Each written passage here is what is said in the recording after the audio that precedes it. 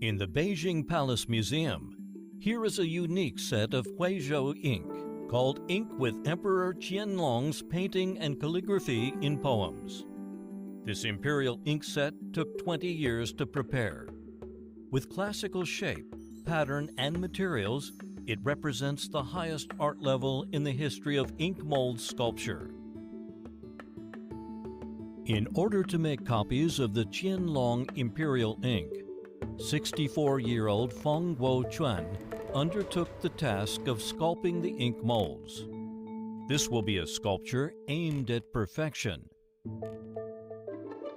Ink molds belong to the family of microcarving and decide the shape of the Huizhou ink.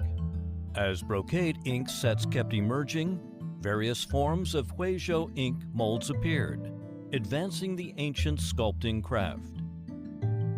Born in an ancient family of ink mold sculptors, Feng Guoquan is accustomed to using carving knives as a salute to the Huizhou sculpting craft. The wood for ink molds is taken from briarwood, once popular during the Qing dynasty.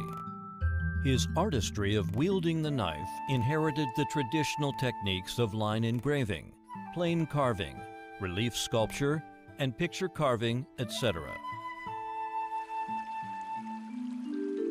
Time elapses in the hands of Feng Guoquan. Ink mold comes into shape bit by bit, awaiting the rebirth of ancient ink.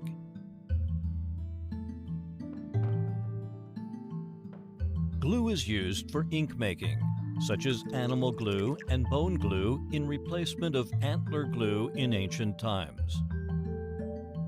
Temperature for glue mixing should neither be too high nor too low. Ink balls are embedded in the mold. They can demold after cooling down, and the shape is fixed. It takes great patience to dry the ink.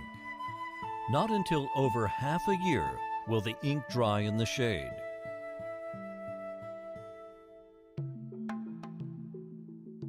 It takes deft hands and inner peace to outline the ink with gold. That is the essence of brocade ink collections.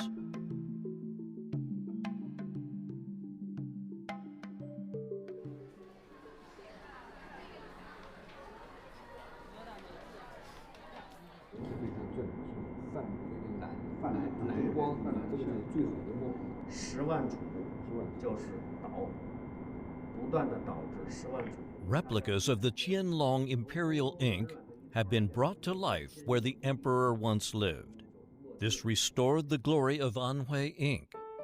The handiwork in the study, epitomizing painting, calligraphy, carving, modeling, is vivid as ever, even in the era of information.